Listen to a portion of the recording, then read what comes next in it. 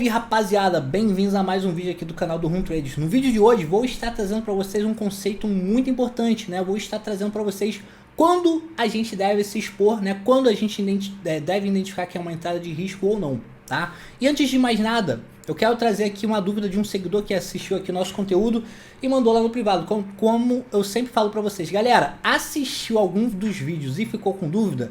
Não fiquem com essa dúvida. Lembrando que isso aqui é um ambiente financeiro, um ambiente no qual você vai aprender e vai estar executando com dinheiro que na grande maioria das vezes é suado. Então, cara, antes de casar o dinheiro, aprenda com maestria, tenha certeza do que você está fazendo. Ou seja, ficou com dúvida?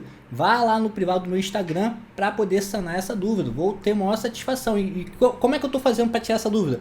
Eu deixo para responder no próximo vídeo que eu estou gravando aqui, que eu vou estar gravando aqui pro canal, beleza? Então, fortaleçam aí, já falei que esse apoio de vocês, esse feedback com comentários, deixando like, compartilhando em grupos, né, que vocês estão atuando, ajuda muito. Inclusive isso me obriga a manter essa nossa constância que já está na 4ª semana sem errar, de segunda a sexta. Então vamos lá, vamos direto ao nosso ponto. A dúvida do seguidor, né, foi do Pedro no caso. Ele falou: boa tarde, irmão, estou vendo seus vídeos no YouTube e trazendo para o meu operacional, usei o básico aí, o preço subiu de uma região que ele estava reagindo há dias, e vejo que tocou na região de 241.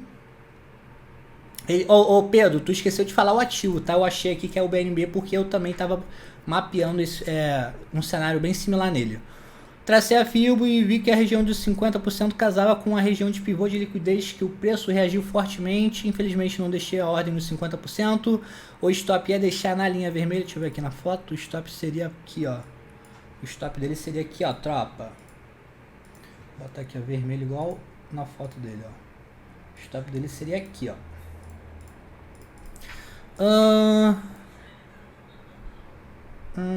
E ainda deu outra oportunidade de entrada quando testou a LTB no rompimento do 15. Ele mandou um áudio aqui. Galera, quando vocês forem mandar essas dúvidas, por favor, né? Vou até dar um zoom aqui, ó. Por favor, tentem transcrever tudo. Não mandem áudio, porque na hora que eu for tirar a dúvida aqui no vídeo, igual eu tô fazendo aqui com o rapaz, eu vou pegar o que eu estou lendo. Não dá pra ouvir o áudio aqui na hora do vídeo, beleza? Então, me ajudem aí. Pelo que eu entendi aqui da dúvida, seria a questão do stop, né? Onde que posicionaria o stop, assim, o que ficou... Não deu pra ouvir o áudio aqui por causa do vídeo. Cara, olha só, rapaziada. Quando a gente tiver num cenário como esse, ó, o rapaz identificou, né, que o preço está num movimento corretivo. Que o preço estava num movimento corretivo, onde a região dos 50%, né, estava casando aqui com essa pequena estruturazinha. Até aí tudo bem, até aí tudo ok. O que a gente tem que ficar ciente, inclusive é o que eu falei para vocês, é o tema da aula de hoje, é como a gente vai se posicionar nesse tipo de contexto. Vamos entrar direto, né? Por quê? Porque se a gente for traçar a FIBO da forma que ela deve ser traçada, né, ó, cadê? Vamos botar aqui uma FIBO de retração, padrão. Olha quantas informações, olhem quantos níveis de FIBO a gente vai ter como opção para poder entrar. Dentro da análise institucional, a gente também tem alguns níveis, como 50, 61, 70, 79, né? 88, vou botar aqui, ó, 88, 0.88, 88, ou seja, são vários níveis. Então, como é que a gente sabe? Qual é que eu vou me expor? Qual que eu vou casar dinheiro? Será que o preço vai travar nos 50? Será que o preço vai travar nos 79? Né? A galera fica muito nessa dúvida. Esse tipo de insight, esse tipo de dúvida é muito comum, tá? E como é que a gente vai desmembrar isso? Obviamente que através do feeling, primeiramente, tá? Então, recomendo fielmente que vocês busquem sempre estar praticando para poder, através dos acontecimentos, vocês memorizarem para ver o que é mais comum para o preço. Os 50%, né, é uma região neutra, porém é um alvo bem comum do preço, principalmente quando a gente está iniciando um fluxo, né, fazendo swing high ou swing low, ou com fluxo já vingente, fazendo um movimento de optimal trade entry, né, optimal entry trade, que seria uma entrada otimizada. onde que as instituições costumam se expor ali, tá? Então o que a gente tem que entender? Qual nível que eu vou saber onde que eu vou me expor? Não tem como de forma objetiva, então a gente faz o quê? Vai, igual no Enem, o que a gente faz no Enem? A gente pega ali uma questão e vai eliminando as respostas que não condiz com aquela questão. Tem lá A, B, C, D e E. Aí você fala, pô, a E não faz sentido. Aí tu elimina a E e fica só com D, C, B e A. Aí você vai eliminando até que só reste, sei lá, 2 opções, uma opção, e assim você tem mais objetividade e certeza do que você está respondendo ali na prova. Aqui, a mesma coisa. A gente tem várias variáveis aqui que podem estar acontecendo, né, por interesse do preço. Então, como é que a gente vai eliminar, como é que a gente vai escolher qual que a gente vai entrar? Eliminando essas variáveis. Então, a gente vai estudar. Ah, o preço deixou esse imbalance. Então, ele precisa fechar. O que está depois desse imbalance? Essa estrutura. O que está sobrepondo essa estrutura? Região de 61% de FIBO e 50%. Então, poxa, faz total sentido o preço travar nos 50% ou buscar 61%. Mais embaixo, o que tem? E assim sucessivamente. Igual aquele conceito de estrutura que eu falei para vocês, é a mesma coisa. A gente vai avaliar aqui, vai fazer uma catalogação do que ficou pendente ao longo do deslocamento anterior, nesse caso aqui em específico, desse impulso anterior, tá? Após a gente eliminar as variáveis, né, eliminar 79 não me importa, 88 não me importa, enfim, 61, 70 não me importa, eu vi lá que o 50 é mais forte. Vou entrar de cara, vou deixar uma ordem pendurada aqui, sim ou não? Obviamente que não, porque vocês não são bolinhos de carne, vocês já são cascudo, vocês já passaram por tudo, já investiram muito curso ruim por aí pela internet, já seguiu muita gente ruim que só vende ilusão, não vive de trade, e já aprenderam que não é assim que se faz. Como é que se faz? Agora a gente entra no tema da nossa aula, que é a diferença entre se expor em uma exposição de risco e uma exposição com certeza, com objetividade. Vamos deixar uma ordem pendurada aqui e entrar direto? Não! De forma alguma, a não ser que você tenha 1000% de certeza do que está fazendo, mesmo assim não inteligente. Por que não seria inteligente, Wagner? Porque não é seguro cravar topo ou fundo, independente do contexto que a gente... Contexto, setup, método, teoria, independente do que a gente esteja utilizando. O que é seguro é optar por viés de confirmação. Então vamos lá, ilustrar aqui para vocês. Vamos supor que a gente teve aqui, ó, um fundo... Pô, por que essa porra tá escura? Ó, a gente teve um topo, um fundo cada vez mais baixo, né? A gente fez aqui uma quebra de estrutura. O preço confirmou a nossa quebra, fazendo fechamentos abaixo aqui do último fundo. E a gente agora está na expectativa do flow baixista. E a gente ao longo do nosso estudo, ao longo da nossa catalogação, a gente viu que aqui, ó, tinha uma zona de oferta na qual precisava o preço vir trabalhar, né? Na qual a gente precisava que o preço voltasse para poder estar fechando. Ou seja, então a gente poderia ficar na expectativa de um famoso RTO, né? Um retorno ao order block. Nesse retorno, a gente já vai pendurar uma ordem de venda aqui, sim ou não? Pode deixar, porém, saiba que deixar uma ordem pendurada direto de compra ou venda, a gente está optando por um viés chamado de alto risco, né? Uma entrada de risco. Então a gente estaria optando por uma entrada de risco alto. Ok? Então como é que eu faço, Wagner? Como é que eu posso fazer para poder diminuir meu risco? Através de confirmação. Se você, dentro desse estudo, que sei lá, foi composto no... Vamos botar aqui, ó. Foi composto no 4 horas. O estudo foi composto em 4 horas. Dentro dessa zona, do 4 horas também.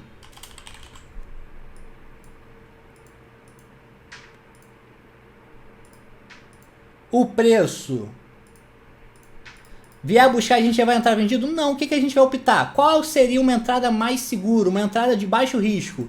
Optar por um viés de confirmação.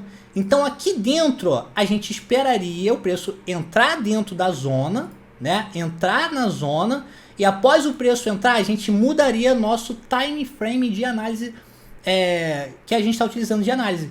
A gente tá no 4 horas, pularia ali para 15 minutos. Aí dentro do 15 minutos, se surgisse algum movimento de, por exemplo, mudança de caráter, né?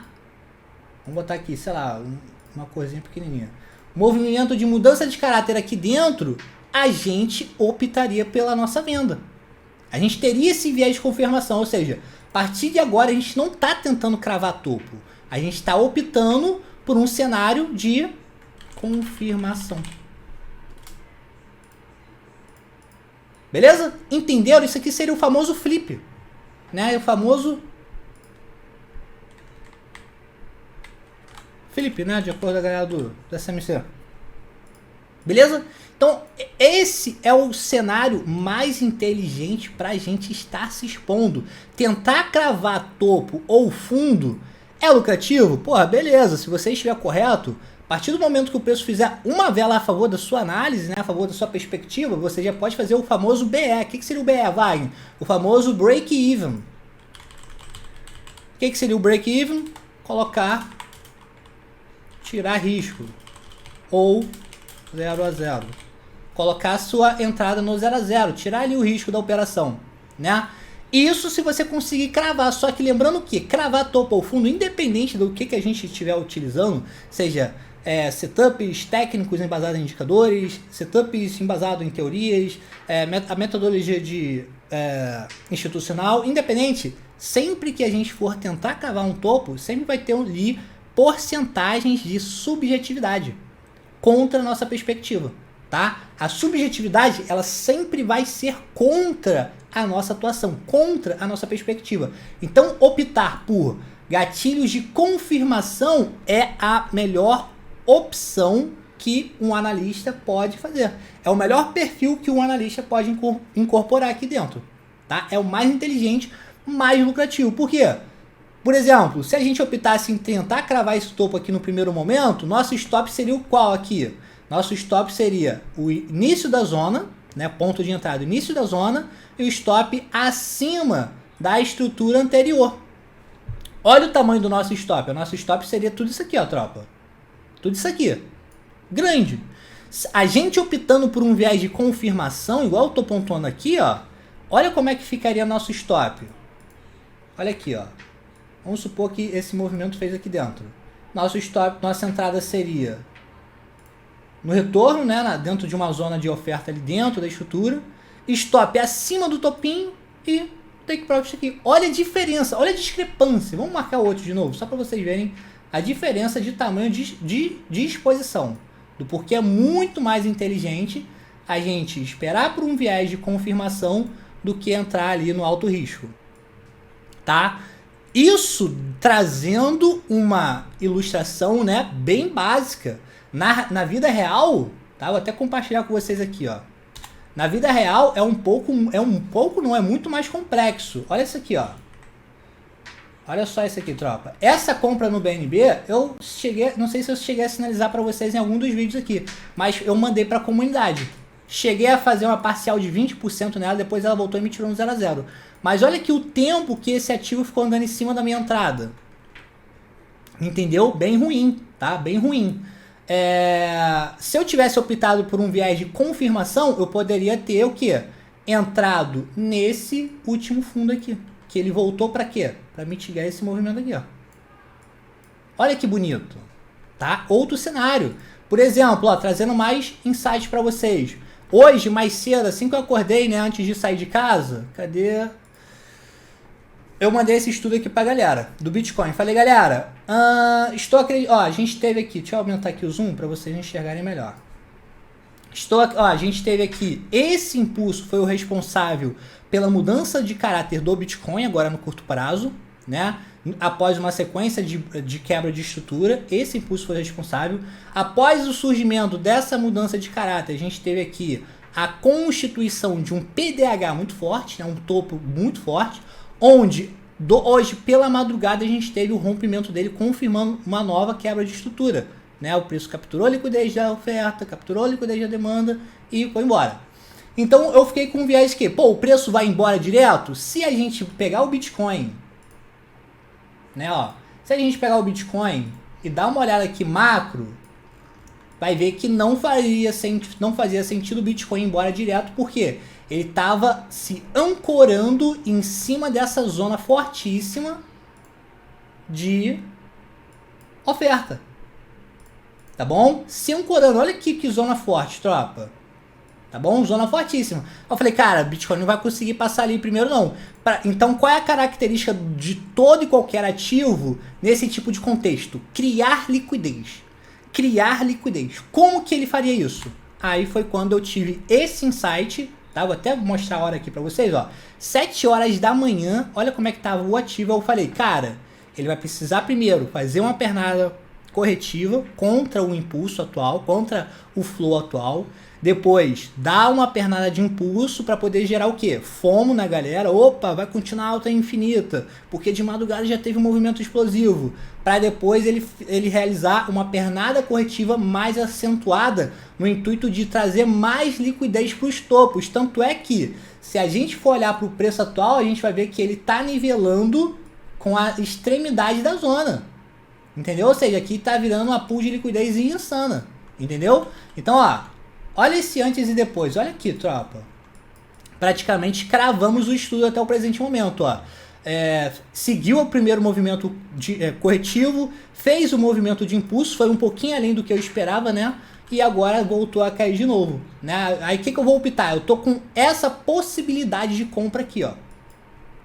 Nessa estrutura que foi responsável por impulsionar o movimento e fazer o breaker aqui desse topo forte.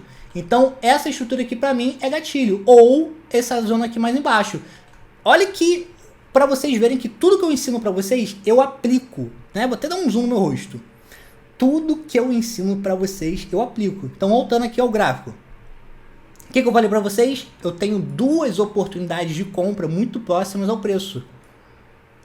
Eu trabalho com subjetividade? Não. Eu tô aqui pra jogar no bicho? Não. Senão não estaria fazendo trade. Estaria jogando ali na esquina. Eu tô aqui para apostar? Meu capital é infinito para apostar nas duas? Não. Então o que eu vou fazer? Já que eu não tenho certeza qual das duas que são ótimas possibilidades, ainda tem uma terceira aqui embaixo, tá? Ainda tem essa terceira aqui. Essas 3 possibilidades que estão extremamente fortes, o que eu vou fazer? Eu vou esperar o preço interagir com uma delas, dentro do time frame no qual minha análise melhor se encaixa. Nesse aqui está dentro do M15. E quando ele interagir, eu vou pular para o 1 minuto e vou observar aqui algum sinal, algum gatilho embasado após uma mudança de caráter dentro daquele time frame menor.